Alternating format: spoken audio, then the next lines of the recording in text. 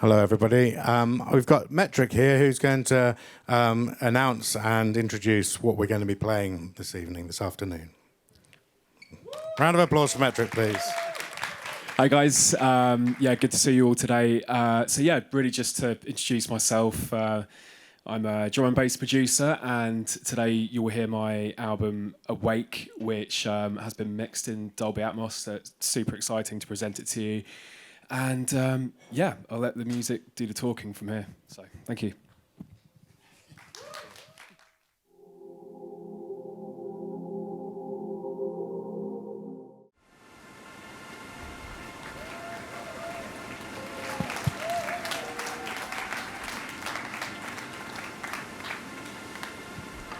Metrik, everyone.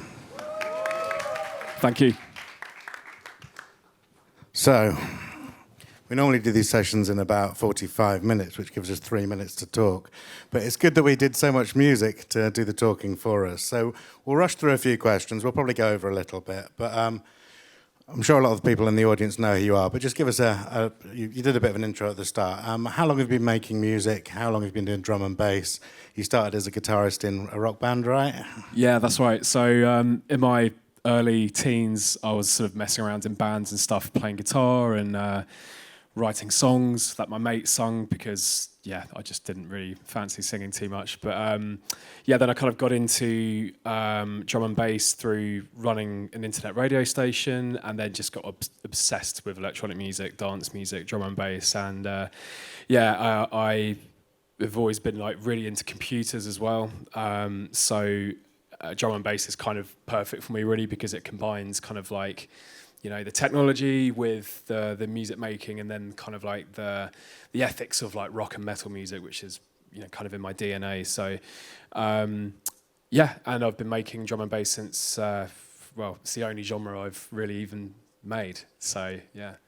And so we'll touch a little bit on kind of your studio and the way that you work. What DAW do you use? Have you got a preference? So I work exclusively in Ableton. Right. I used to work in Logic, but they're all great, really. So sure. Cool. Well, it's interesting because your story with Atmos goes back a long, long way. So my name is Miles. I'm on the Dolby Music team for Europe.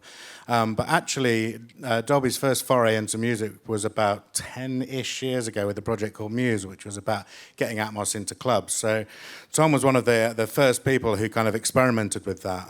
Tell us a little bit about your experience back then. Yeah, it's really interesting, actually, because in terms of like formal music education, I didn't do so well at school, so I ended up going to music college and then later university to study digital music, and it was there where I started to experiment with making music in surround sound. So it was quite interesting that a few years later, after I got signed to Hospital Records and released my first album, and then sort of built a relationship with Dolby through collaboration they were doing with Hospital Records at Ministry of Sound. And the project was about putting, Dolby Atmos in venues and nightclubs.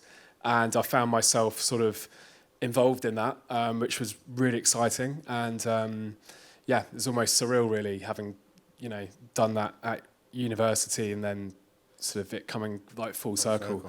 Yeah. Yeah, and I guess what happened with that is that sort of little experiment sort of closed down for a while, and Dolby Atmos is something that started in theatre, then went into the TV world with Netflix, Disney Plus, Apple TV, and so on. And so, from a musical point of view, you probably find at the time is that you were sort of preparing a set to play in Ministry of Sound, which was quite labour-intensive. And actually, if you think about TV and music and what have you, it made more sense for Atmos to be something that's deliverable via a DSP like Apple Music or Amazon or Tidal, which is kind of where we are today. So lots of people are who had been working in stereo are now working in Dolby Atmos too. So for us to get together, 2 or 3 months ago to start this is kind of your new kind of sort of entrance into Atmos again. So we worked on this together down in our Soho Square in London, our studios there. So what's your experience of it being this time around, sort of doing it for your record as such? Yeah, it's been incredible, and yeah, I just want to say a big thanks to you and the team for having me involved in this. And yeah, I think when it comes to making my music, I'm quite a visual thinker, and you know, there's a lot of kind of cinematic influence in the music already. So I think it lends quite well to these types of mixes. What I found quite interesting was when you sort of go back to the stereo mix, it almost feels like, you know, limiting in a way, yeah. Because there's so many more things you can do when you're, you know, you have so many more, you know, you have more dimensions to play with other than just two speakers. You can move the sound all around you. So it's a very, you know, I almost feel like I have to hold myself back. And in many ways, like, I think the early mixes that I did sort of 10 years ago, in a funny kind of way, I've matured, because there was just a tendency to just make everything fly around the room and, you know, wow, this is cool, you know. Yeah. But yeah, I think really this time around, it was really trying to find a way that is sympathetic to the music, but then also, you know, harnessing the true potential of this amazing, you know, dimensional sort of wave mixing. Yeah, so this time around, what happened was that you brought in your stereo stems. You'd finished the album already. Yeah. So you brought in your stereo stems, everything you had done for those two speakers. But and then I basically set it up for you and let you in the room, left you in the room for a couple of days to go through and sort of pan things around, and then we sort of finished it together. But now that you've done that, you'd worked with this stereo first kind of workflow.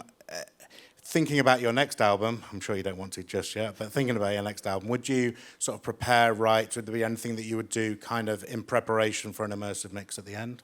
Yeah, absolutely. I mean, drum and bass, by its very nature, it's 174 beats per minute. You know, there's a lot going on in a short space of time, so it doesn't leave a lot of room to breathe. And I think certainly with my take on drum and bass, it's quite a sort of maximalist style, you know, with the, you know, vocals and guitars and synths, and it's quite like, yeah, dense. And I'm always trying to find ways of sort of minimizing my tracks, which is also just, you know, the more you have to throw in, usually means the idea is not that good to begin with. But maybe also, you don't need to minimize anymore, though. That's the thing, actually, you know, when there's, you think, well, we're always trying to find extra headroom in the track, you know, we're going to use clippers, saturation, all of that kind of stuff to kind of really max it out.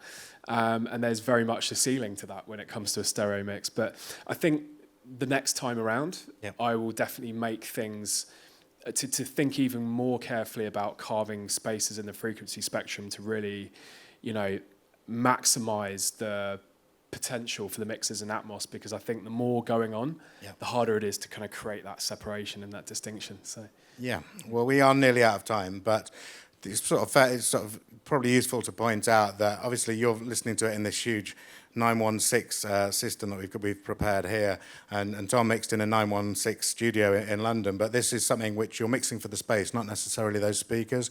So you can all experience this. The album's out in, when is the album being released? I think it's 16th of November. 13th, there you go. I should know that date, shouldn't I? You should know that. Lucky number 13.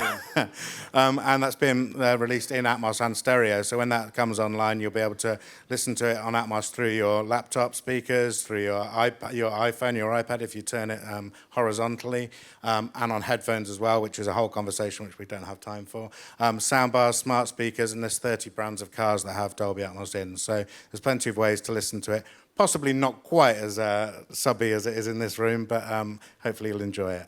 Thank you very much to Tom for joining us. I've had a great time over the last couple of months. Cheers, guys. Thanks for having me. No problem. Cheers. Thank you.